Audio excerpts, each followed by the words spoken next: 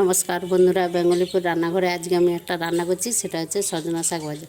সজনা শাক ভাজা করতে সজনা শাকটাকে চুচে নিয়েছি, নিয়ে ধুয়ে নিয়েছি।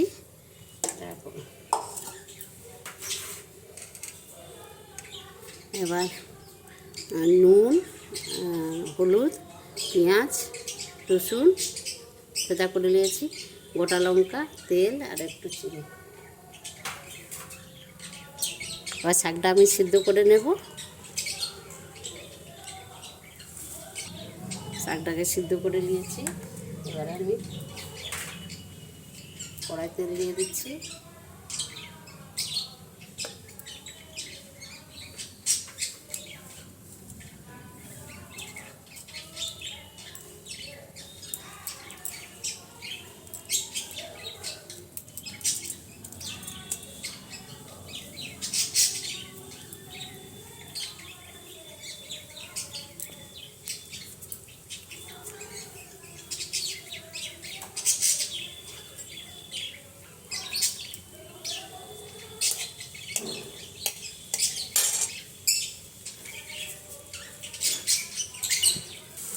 রসুন দিলাম, রসুনটা ছেঁচা করে রাখছিলাম, দিয়ে দিলাম।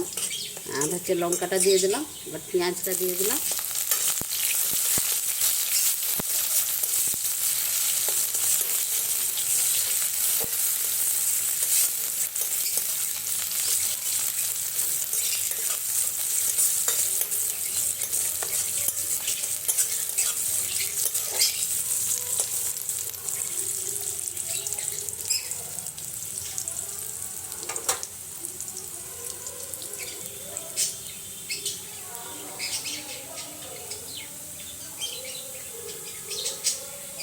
শাকটা দিয়ে দিলাম, সিদ্ধ করে নিলাম নুন হলুদ দিয়ে। এবার দিয়ে দিলাম শাকটা।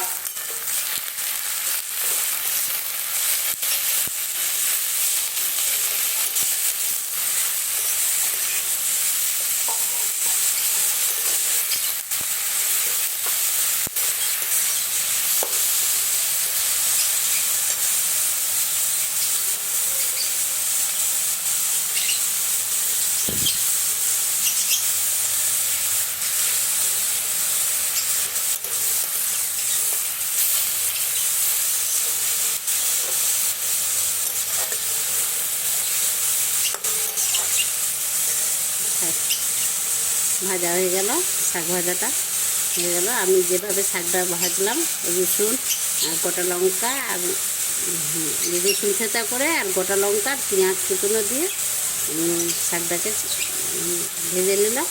আপনারা এইভাবে শাকটাকে ভাজবেন, ভালো লাগবে খেতে। আর ভালো যদি লাগে বেঙ্গলি ফুড রান্না করে একটা করে লাগবে।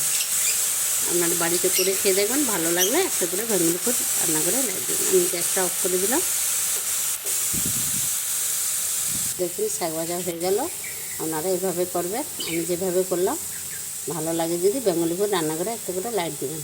সজনা শাক খেতে খুবই ভালো লাগে, আপনারাও এইভাবে করে খাবে। আমরা গোটা গোটা করে ভাজা করি, কেউ কেটে ভাজা করে। আপনারা সিদ্ধ করলেও হবে, আবার এমনি করলেও হবে।